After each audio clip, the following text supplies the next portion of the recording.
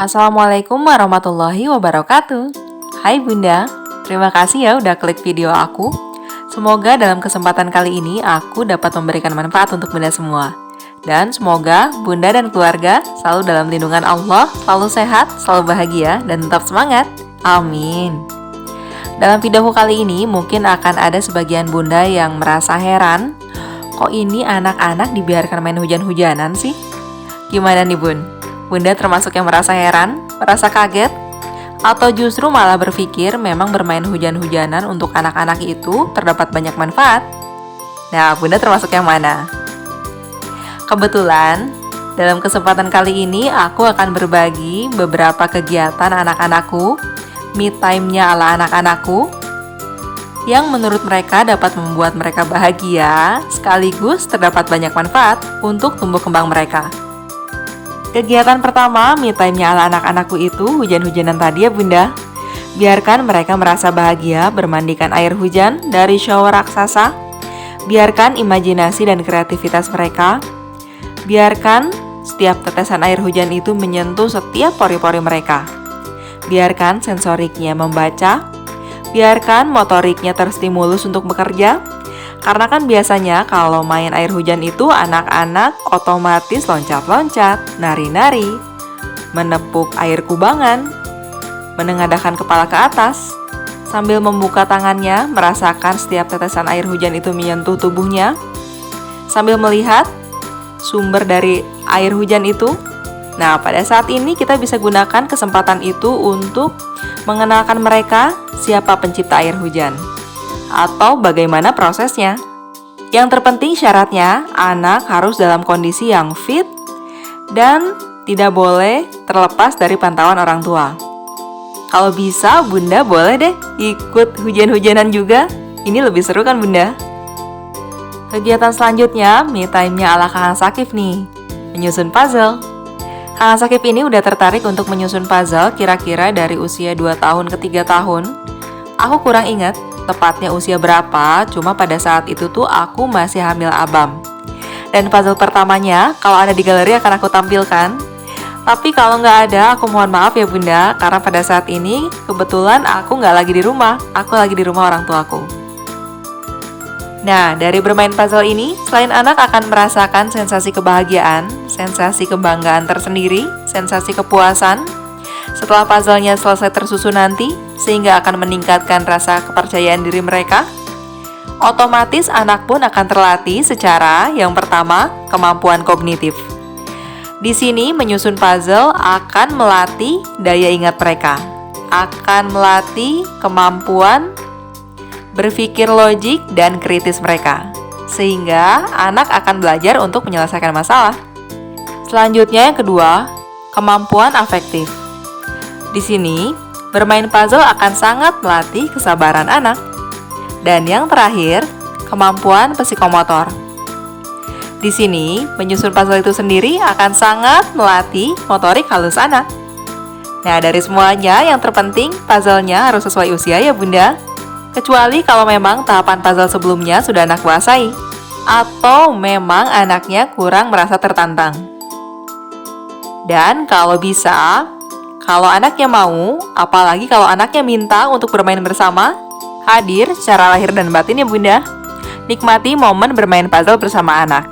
Bisa sambil ngobrol santai, nyanyi-nyanyi. Pokoknya ini bisa banget ya jadi salah satu alternatif quality time bareng anak. Dan selain itu, ini dia spesifikasi puzzle yang pada saat ini Kakang Sakif lagi susun. Jumlahnya itu 150 pieces Bunda. Dan usia anak yang disarankan untuk bermain puzzle ini yaitu 5 tahun plus atau 5 tahun ke atas. Sebetulnya sih Bunda, pada saat ini usia Kakang Sakif belum 5 tahun. Tapi seperti yang tadi aku sampaikan bahwa Kakang Sakif itu sudah menguasai tahapan puzzle sebelumnya. Bahkan puzzle yang ini pun setelah beberapa kali dia berhasil susun, dia mulai minta yang baru. Kemudian aku mau mohon maaf di sebelumnya Bunda, karena mungkin Bunda pun bisa lihat sendiri kalau kualitas gambar di video ini nggak sama kayak menit sebelumnya. Jadi, ini tuh pada saat aku record, HP ku lowbat. Aku pinjam HP Abu untuk record, dan ketika aku kirim lewat WhatsApp, hasilnya kayak gini deh. Aku mohon maaf ya Bunda. Selanjutnya, Aku mau sedikit cerita waktu pertama kali Kang Sakif mengenal puzzle ini. Kalau Bunda perhatikan, hasil akhir dari puzzle ini kan lingkaran Bunda ya, beda dari tahapan sebelumnya. Ada yang persegi atau persegi panjang.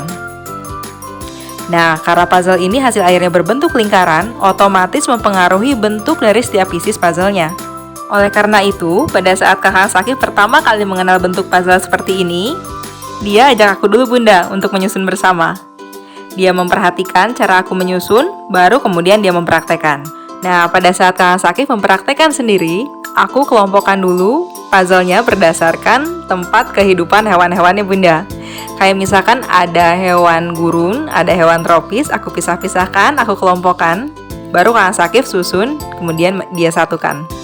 Nah, itu sebabnya kenapa pada saat dia sudah bisa menyusun semuanya sendiri, Kakak Sakif pun menggunakan cara yang sama. Dikelompokkan dulu puzzle-nya, baru kemudian dia susun dan disatukan semuanya. Setelah itu, tara! Alhamdulillah nih Kakak Sakif udah berhasil. Terlihat jelas kan bagaimana ekspresi bahagianya? Tapi pasti lebih bahagia lagi ungunya. Sebetulnya sih, memang nggak semua anak suka puzzle gambar seperti ini. Kalau Bunda cari tahu, permainan puzzle itu banyak sekali macamnya. Bunda tinggal sesuaikan berdasarkan kesukaan anak-anak Bunda. Pasti deh seru banget, ditambah lagi banyak manfaatnya untuk perkembangan mereka. Selanjutnya, kegiatan ketiga, me time-nya ala anak-anakku itu, ini Bunda. Cuci motor bareng Abu. Jadi tadi setelah pagi-pagi mereka selesai sarapan, mereka lihat Abu cuci mobil dan pengen ikutan. Nah, karena kebetulan Abu pun mau cuci motor juga, jadi ya udah deh, anak-anak mah cuci motor aja, katanya gitu. Hasilnya tuh lumayan banget loh Bunda. Nah, di sini anak-anak belajar motorik juga loh, meremas spon, lap-lap motor, mengarahkan air ke motor, menyemprotnya. Selain itu, anak pun belajar kebersihan, belajar bertanggung jawab, karena memang motor ini pun kita pakai bersama kan Bunda. Pokoknya kegiatan ini bisa juga jadi quality time deh. Gimana nih Bun? Apakah masih berpikir bahwa anak itu nggak boleh banget recokin kerjaan kita? Lagian anak-anak itu kalau ikut ngerjain, bukannya malah bantuin, malah nambahin kerjaan. Ayo Bunda, hati-hati. Ketika anak melakukan pekerjaan rumah tangga atau membantu ikut mengerjakan pekerjaan lainnya, itu manfaatnya bukan kembali kepada kita secara langsung, tapi tentunya kepada mereka sendiri.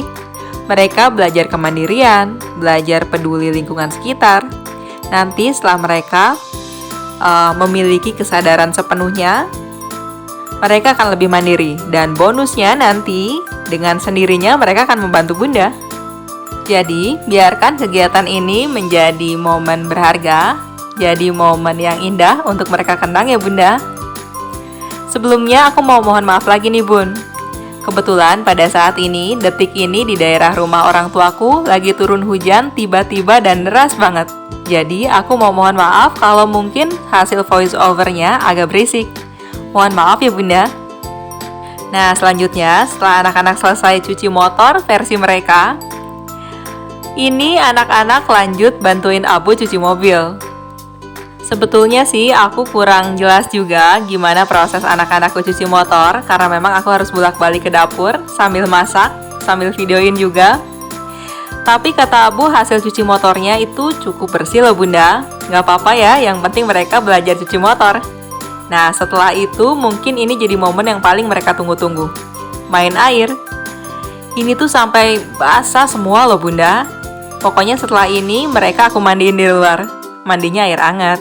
Pokoknya pas kegiatan ini tuh mereka nampak happy banget loh Bunda.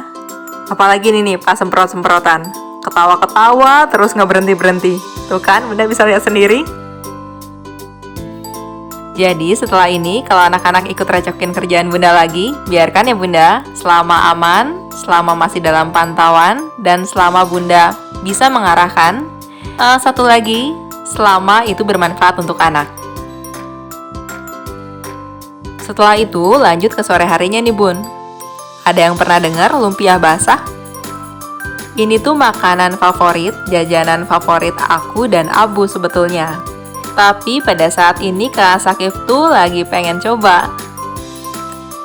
Kalau Kang Sakif sih dibilang favorit juga enggak, dibilang enggak suka juga enggak, ya sedang-sedang aja Bunda, tapi lagi pengen katanya. Jadi ya udah deh, kita beli bareng, makan bareng. Kalau cara masaknya sih tadi udah lihat dari awal kan Bunda, dari pertama masukin telur sampai akhirnya sekarang udah mau disajiin. Untuk Bunda yang pernah nyobain atau mungkin favorit juga kayak aku dan Abu, pasti deh tahu banget kalau rasanya lumpia basah ini gurih manis gitu Bunda. Dan kalau Bunda belum cobain, jangan lupa cobain ya Bun. Lumpia basah ini beda dengan lumpia khas Semarang yang terkenal itu. Kalau lumpia kan misalnya kalau rasa ayam itu dominan banget rasa ayamnya dan wangi rebungnya. Tapi kalau lumpia basah ini beda. Bunda cobain sendiri deh. Nanti Bunda kayak Kang Sakif deh kayaknya. Pertama kali coba lumpia basah kayak gini nih, nampak kurang excited. Tapi setelah dia kunyah-kunyah, nemuin enaknya di mana, baru setelah itu dia acungin jempol, tuh kan? Sekarang, karena aku pun harus makan lumpia basahku, jadi videoku sampai di sini dulu ya Bunda. Terima kasih udah nonton sampai akhir. Semoga bermanfaat dan selamat makan. Wassalamualaikum warahmatullahi wabarakatuh. Bye Bunda.